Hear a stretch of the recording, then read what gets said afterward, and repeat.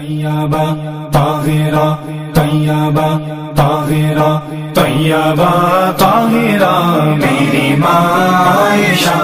نبی رحمت محمد مصطفیٰ صلی اللہ علیہ وسلم کو نبوت کا اعلان کیے 4 برس بیت چکے تھے۔ شوال کا مہینہ تھا۔ ابو قحافہ کے بیٹے ابو بکر کے ہاں ایک پیاری سی معصوم سی بیٹی پیدا ہوتی ہے۔ یہ وہ زمانہ تھا جب بیٹیوں کو پیدا ہوتے ہی زندہ درگور کر دیا جاتا تھا، مگر ابو قحافہ کے بیٹے ابو بکر خوشی سے جھوم رہے تھے، آنکھیں مسرت سے پرنم، جبکہ زباں پر شکر خداوندی کے کلمات تھے۔ ابو بکر کے آنگن میں جو یہ نئی کلی کھلی اس کا نام عائشہ رکھا گیا۔ یہ پیاری سی بچی سرخ و سفید تھی، چنانچہ اسی مناسبت سے اس معصوم سی بچی کو حمیرہ کا لقب ملا۔ اس خوبصورت اور معصوم بچی کے چہرے سے گویا ایک نور پھوٹتا تھا، آنکھوں سے ذہانت ٹپکتی تھی، جبکہ پیشانی سے عزت و شرف چھلکتا تھا۔ محسوس یہ ہوتا تھا کہ یہ چھوٹی سی بچی کسی بڑے مقصد کے لیے پیدا کی گئی ہے۔ اس بچی کی والدہ ام رومان اپنی ننھی سی گڑیا کو دیکھ دیکھ کر مسرور تھی۔ بھائی عبد الرحمن اپنی پیاری سی بہن پا کر خوشی سے اسے لپٹے جا رہا تھا۔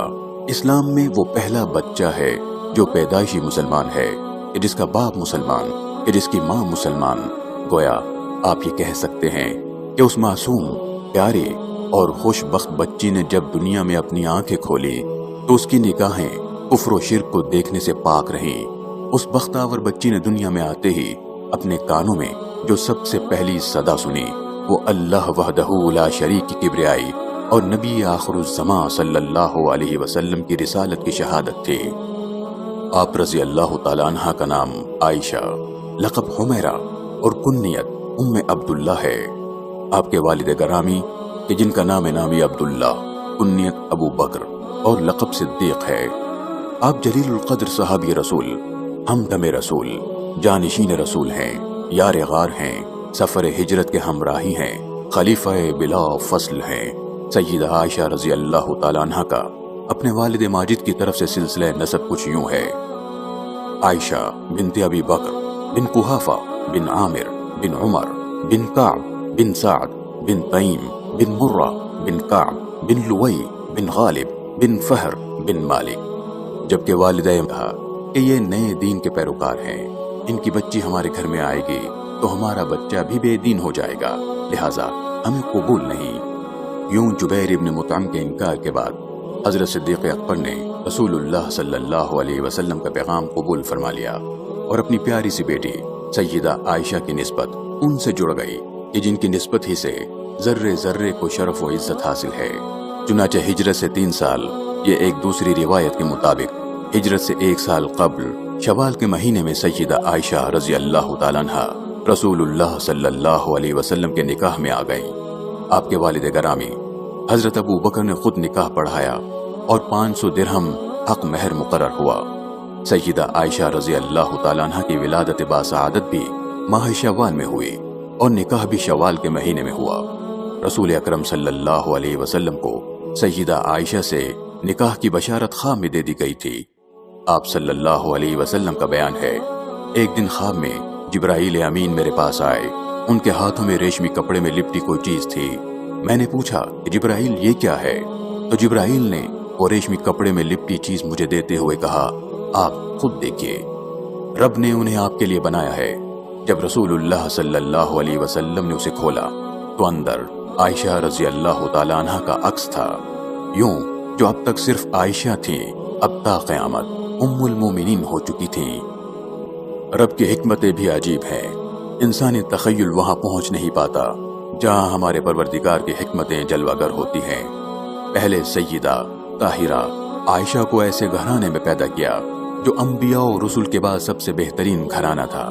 سیدہ عفیفہ عائشہ نے آنکھیں کھولی تو وہ چہرہ دیکھا جو انبیاء و رسول کے بعد رب کو سب سے زیادہ پیارا تھا۔ سیدہ عائشہ نے اس بابر کی نہایت اندہی سے تیمارداری کی۔ جب وہ صحت یاب ہوئے تو سیدہ عائشہ علیل ہو گئیں۔ بہر کیف جب طبیعت بحال ہوئی تو سیدنا ابو بکر نے رسول اللہ صلی اللہ علیہ وسلم سے عرض کیا کہ اے اللہ کے نبی، آپ عائشہ کو رخصت کیوں نہیں کروا لیتے؟ رسول اللہ صلی اللہ علیہ وسلم نے فرمایا، دراصل فی الحال میرے پاس مہر کی رقم نہیں۔ چنانچہ حضرت ابو بکر نے آپ صلی اللہ علیہ وسلم کو 500 درہم بطور قرض حسنہ پیش کیا جو آپ صلی اللہ علیہ وسلم نے قبول فرمایا، اور یوں شوال سن 1 ہجری یا ایک دوسری روایت کے مطابق شوال سن 2 ہجری میں سیدہ عائشہ رضی اللہ تعالیٰ عنہ کی رخصتی ہوئی۔ اس وقت سیدہ عائشہ کی عمر مبارک 9 برس، جبکہ بعض صاحبان علم و دانش کی تحقیق کے مطابق 17 برس کے لگ بھگ تھی۔ رسول اللہ صلی اللہ علیہ وسلم سیدہ عائشہ کو بہت محبوب رکھتے، اور ام المومنین سیدہ عائشہ رضی اللہ تعالیٰ عنہ بھی اپنے شوہر نامدار سے بے پناہ محبت کرتی، آپ کا خیال رکھتی، آپ کے بالوں میں کنگھی کرتی۔ گویا یوں کہہ لیجئے کہ اس بزم افلاک کو جس شخصیت، جس ذات کے واسطے بنایا اور سجایا گیا تھا، جس مبارک دلہے کی خاطر اس کائنات میں روشنیاں بکھیری گئی تھی، آج اس پاک طینت و پاک باز دلہا کو سچے موتی کی طرح پاک دامن و پاک باز دلہن عطا کی گئی۔ یوں وہ غم و حزن جو رسول اللہ صلی اللہ علیہ وسلم کو ام المومنین سیدہ خدیجہ الکبریٰ رضی اللہ تعالیٰ عنہ کی جدائی سے ملا تھا، پروردگار عالم نے سیدہ طاہرہ عفیفہ صدیقہ حضرت عائشہ رضی اللہ تعالیٰ عنہ کی صورت میں ایک نئی زندگی عطا فرمائی، ایک نئی خوشی اور مسرت عطا فرمائی۔ سیرت نگار لکھتے ہیں کہ ام المومنین سیدہ خدیجہ الکبریٰ اور ام المومنین سیدہ عائشہ رضی اللہ تعالیٰ عنہ میں کیا فرق تھا۔ لکھتے ہیں کہ سیدہ خدیجہ آپ صلی اللہ علیہ وسلم کی وہ زوجہ محترمہ تھیں جو آپ کے ناز اٹھاتی تھیں، جبکہ سیدہ عائشہ وہ زوجہ مکرمہ تھی کہ آپ صلی اللہ علیہ وسلم جن کے ناز اٹھاتے تھے۔ ادھر سن 3 ہجری میں غزوہ احد پیش آیا۔ ایک غلط فہمی کی بدولت جب جنگ کا پاسا پلٹ گیا اور آپ صلی اللہ علیہ وسلم کی شہادت کی افواہ مشہور ہوئی، تو مدینہ منورہ سے ام المومنین سیدہ عائشہ رضی اللہ تعالیٰ عنہ، حضرت صفیہ بنت عبد المطلب، سیدۃ النساء فاطمۃ الزہرا اور دوسری خواتین اسلام دیوانہ وار میدان کارساز کی جانب لپکی۔ وہاں پہنچ کر جب آپ صلی اللہ علیہ وسلم کو سلامت دیکھا، رسول اللہ صلی اللہ علیہ وسلم نے انصار و مہاجرین میں مواخات قائم فرمائی۔ انہوں نے ام المومنین سیدہ عائشہ رضی اللہ تعالیٰ عنہ کو دیکھ رکھا تھا، چنانچہ دیکھتے ہی پہچان گئے اور انا للہ پڑھا۔ آواز سن کر حضرت عائشہ چونک اٹھی۔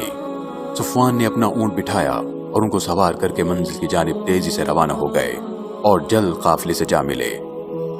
ادھر جب حضرت صفوان اونٹ کی مہار پکڑے قافلے میں پہنچے اور اونٹ پر ام المومنین سیدہ عائشہ سوار تھیں، بس پھر کیا تھا، منافقین کے سردار عبداللہ بن ابی کو وہ موقع ہاتھ آ گیا جس کے انتظار میں وہ دن رات بے چین تھا۔ چنانچہ اس نے یہ مشہور کر دیا کہ ام المومنین اب نعوذ باللہ پاک دامن نہ رہی۔ نیک دل مسلمان سنتے تو کانوں کو ہاتھ لگاتے اور کہتے کہ سبحان اللہ ھذا بہتان عظیم، مگر اس زہریلے سانپ نے یہ زہر کچھ اس طرح پھیلایا کہ مسلمانوں میں سے کچھ سادہ لوگ بھی اس کا شکار ہو گئے۔ چنانچہ پروردگار عالم نے سیدہ کی پاک دامنی کے لیے خود قرآن میں سورہ نور میں آیات نازل فرمائیں، اور پھر سورہ نور ہی میں آیت نمبر 23 اور آیت نمبر 24 میں فرمایا ان الذین یرمون المحصنات، یعنی جو لوگ بھولی بھالی پاک دامن با ایمان بیویوں پر تہمت لگاتے ہیں وہ دنیا اور عقبہ دونوں میں ملعون ہوں گے اور ان کو بڑا بھاری عذاب ہوگا اس دن جب خود ان کی زبانیں اور ان کے ہاتھ پاؤں ان کے کرتوتوں کی گواہی دیں گے۔ ادھر یہ سب سن کر سیدہ کی ماں خوشی سے جھوم اٹھی اور کہا لو بیٹا اٹھو اور اپنے شوہر کے قدم لو۔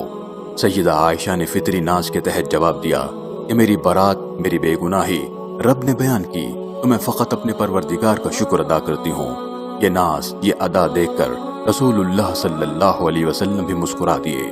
اس کے بعد قانون ازالہ کے تحت 3 مجرموں کو 80 کوڑوں کی سزا دی گئی۔ یہ سیدہ عائشہ ہی کی شان تھی، بلکہ یوں کہیے کہ در حقیقت یہ نبی آخر الزمان کی عزت تھی کہ پروردگار عالم نے خود قرآن کی صورت میں حرم نبوی کی پاکیزگی و پاک دامنی بیان کی اور قیامت تک کے لیے ام المومنین سیدہ عائشہ کی پاک دامنی کو قرآن کا حصہ بنا دیا، بلکہ سورہ نور ہی میں ایک مقام پر ایک اور اصول بیان فرما دیا۔ فرمایا والطیبات للطیبین والطیبون للطیبات اولئک مبرؤون مما یقولون لہم مغفرۃ ورزق کریم، اور پاک عورتیں پاک مردوں کے لیے ہیں اور پاک مرد پاک عورتوں کے لیے ہیں۔ یہ پاک لوگ ان کی جھوٹی باتوں سے بری ہیں اور ان کے لیے بخشش اور نیک روزی ہے۔ رسول اللہ صلی اللہ علیہ وسلم ازواج مطہرات میں سے سیدہ عائشہ کو بہت محبوب رکھتے۔ مسند ابو داؤد میں ہے کہ آپ صلی اللہ علیہ وسلم فرمایا کرتے کہ میں تو سب بیویوں میں برابر کا سلوک کرتا ہوں، مگر دل میرے بس میں نہیں کہ وہ عائشہ کو زیادہ محبوب رکھتا ہے، اے اللہ اسے معاف فرما۔ سرور دو عالم صلی اللہ علیہ وسلم طہارت و پاکیزگی کا بہت اہتمام فرماتے اور اپنی مسواک بار بار دھلوایا کرتے۔ اس خدمت کی انجام دہی سیدہ عائشہ ہی کے سپرد تھی۔ حضرت عائشہ رضی اللہ تعالیٰ عنہ بھی آپ صلی اللہ علیہ وسلم پر جان چھڑکتی تھیں۔ ایک مرتبہ آپ صلی اللہ علیہ وسلم سفر میں تھے، سیدہ عائشہ بھی ہمراہ تھیں۔ ہار پھر گم ہوا۔ آپ صلی اللہ علیہ وسلم نے صحابہ کو ہار ڈھونڈنے کے لیے بھیجا۔ تلاش میں وقت لگ گیا، نماز کا وقت ہوا، دور دور تک پانی نہ ملا، اس لیے لوگوں نے بغیر وضو کے نماز ادا کی۔ واپس آئے تو آپ صلی اللہ علیہ وسلم سے ذکر کیا تو اسی وقت آیت تیمم نازل ہوئی۔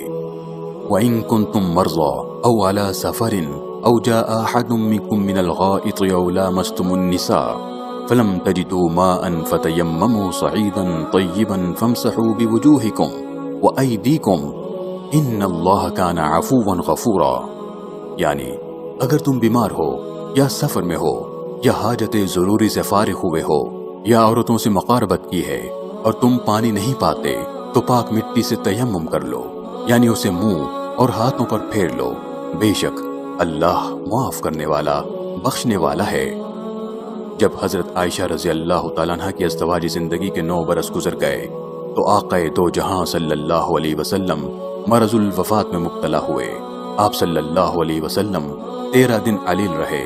ان 13 دنوں میں آپ صلی اللہ علیہ وسلم 5 دن دیگر ازواج مطہرات کے ہاں قیام پذیر رہے، جبکہ 8 روز سیدہ عائشہ رضی اللہ تعالیٰ عنہ کے ہاں قیام فرمایا۔ شدت مرض میں کمزوری کی وجہ سے آپ صلی اللہ علیہ وسلم اپنی مسواک سیدہ عائشہ کو دیتے، آپ اسے دانتوں سے نرم کر دیتی اور آپ صلی اللہ علیہ وسلم اسے استعمال فرماتے۔ سیدہ عائشہ آپ کی حالت و کیفیت کو دیکھ دیکھ کر مغموم ہوتی، پرنم آنکھوں سے اپنی گود میں رکھے آقا دو جہاں کے چہرے انور کو تکتی رہتی۔ بالآخر 9 یا 12 ربیع الاول سن 11 ہجری فرشتہ اجل حاضر ہوتا ہے، اجازت طلب کرتا ہے۔ سرور دو عالم صلی اللہ علیہ وسلم کا سر مبارک اس وقت بھی ام المومنین سیدہ عائشہ رضی اللہ تعالیٰ عنہ کی گود میں تھا، نگاہیں سیدہ کے چہرے پہ تھی، جبکہ زبان مبارک پہ اللہم انت الرفیق الاعلیٰ کے الفاظ تھے۔ یوں آقا دو جہاں صلی اللہ علیہ وسلم اپنی محبوب زوجہ مطہرہ سیدہ عائشہ رضی اللہ تعالیٰ عنہ کے حجرے میں سیدہ کی گود میں اللہم انت الرفیق الاعلیٰ کہتے ہوئے وصال فرما گئے، اور سیدہ ہی کے حجرے کو یہ اعزاز حاصل ہوا کہ آپ صلی اللہ علیہ وسلم کی ابدی آرام گاہ بننے کا شرف حاصل ہوا۔ آج بھی جب دنیا بھر سے عشاق رسول روضہ رسول پر حاضر ہوتے ہیں تو وہ سیدہ عائشہ ہی کا مبارک حجرہ ہے۔ جب رسول اللہ صلی اللہ علیہ وسلم کا وصال ہوا، سیدہ کی عمر 18 برس تھی۔ 48 برس سیدہ نے عالم بے وگی میں بسر کیے۔ اس تمام عرصے میں وہ عالم اسلام کے لیے رشد و ہدایت، علم و فضل اور خیر و برکت کا عظیم مرکز رہی۔ سیدہ عائشہ سے 2210 احادیث مروی ہیں۔ بعض علماء کرام کا قول ہے کہ احکام شریعہ کا 1/4 حصہ سیدہ عائشہ سے منقول ہے کہ حضرت عائشہ رضی اللہ تعالیٰ عنہ کو دینی علوم کے علاوہ طب، تاریخ اور شعر و ادب میں بھی دستگاہ حاصل تھی۔ فی الحقیقت سیدہ عائشہ کا پایا علم اس قدر بلند تھا کہ اس کو بیان کرنے کے لیے عمر خضر درکار ہے۔ سیدہ عائشہ رضی اللہ تعالیٰ عنہ کے تلامذہ اور مستفیدین کی تعداد 200 کے لگ بھگ بیان کی جاتی ہے۔ ام المومنین سیدہ عائشہ رضی اللہ تعالیٰ عنہ جو حدیث روایت کرتی، اکثر اس کا پس منظر اور اسباب و علل بھی بیان فرماتی۔ سیدہ ہمیشہ رسول اللہ صلی اللہ علیہ وسلم کے حدیث اور افعال کے حقیقی روح تک پہنچنے کی کوشش کرتی۔ محدثین نے متعدد ایسی روایات نقل کی ہیں جن میں سیدہ عائشہ نے دوسرے صحابہ سے اختلاف کیا ہے۔ مثلا حضرت عائشہ رضی اللہ تعالیٰ عنہ کے سامنے کسی نے کہا کہ ابو ہریرہ کہتے ہیں کہ کہ 3 چیزیں نجس ہیں: عورت، گھر اور گھوڑا۔ حضرت عائشہ رضی اللہ تعالیٰ عنہ نے فرمایا کہ ابو ہریرہ نے آدھی بات سنی۔ جب ابو ہریرہ آئے تو نبی اکرم صلی اللہ علیہ وسلم پہلا فقرہ مکمل فرما چکے تھے۔ وہ یہ کہ یہودی کہتے ہیں کہ نحوست 3 چیزوں میں ہے: عورت، گھر اور گھوڑا۔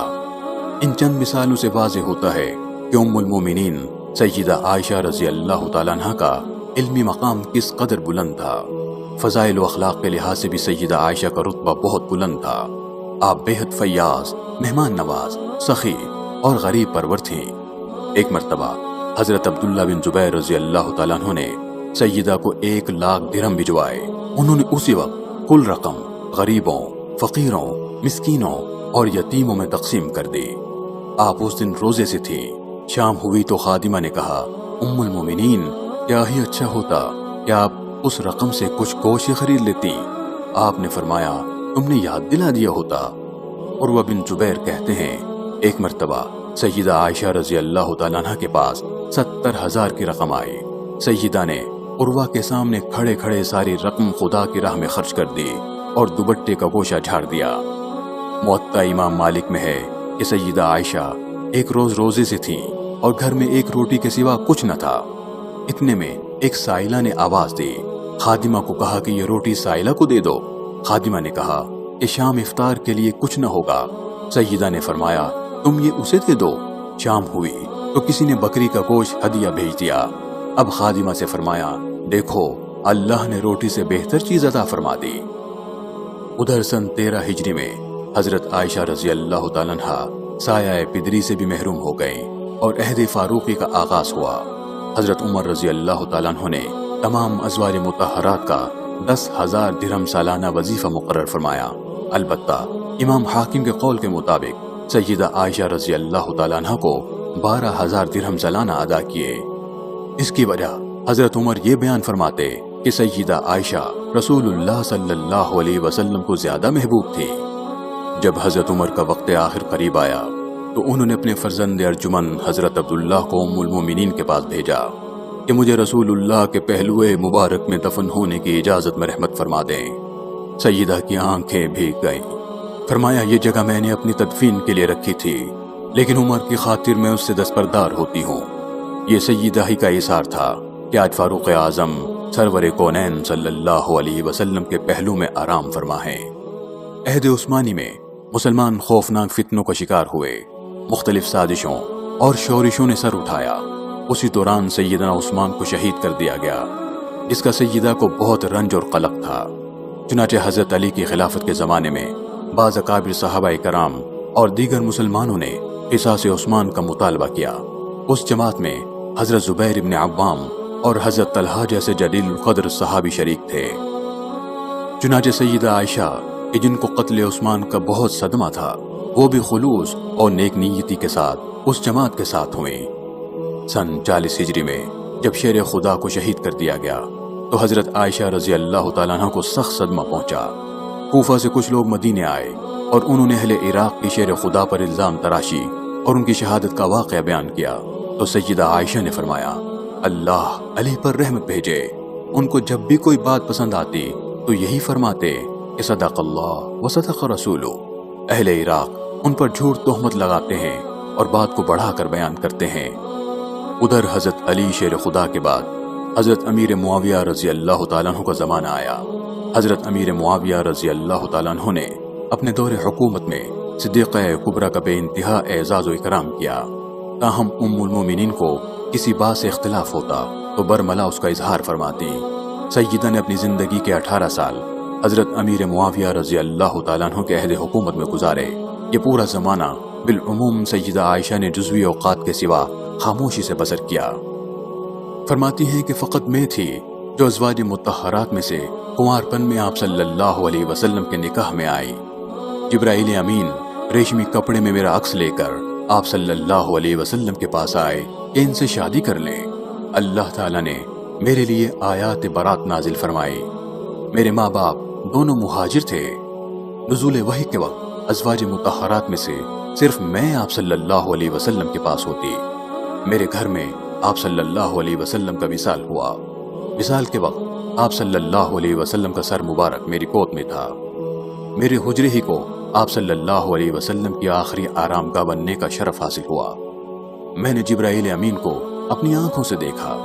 ام المومنین، مومنوں کی ماں، سیدہ، طاہرہ، عفیفہ، صدیقہ، طیبہ، منزہ، مریم اسلام، ام عبداللہ، حمیرہ بنت ابی بکر، زوجہ رسول، حضرت عائشہ صدیقہ رضی اللہ تعالیٰ عنہا، بالآخر 67 برس کی عمر میں 17 رمضان المبارک سن 55 ہجری بمطابق 13 جون سن 678 عیسوی کو نماز عشاء کے بعد چند روز کی علالت کے بعد کلمہ توحید کا ورد کرتے ہوئے اپنے اس پروردگار کے حضور پیش ہوئے کہ جس نے قرآن میں آپ کی برات بیان کی۔ آپ کے جنازے میں اس قدر ہجوم تھا کہ اس سے پہلے رات کے وقت اتنا ہجوم کبھی نہ دیکھا گیا تھا۔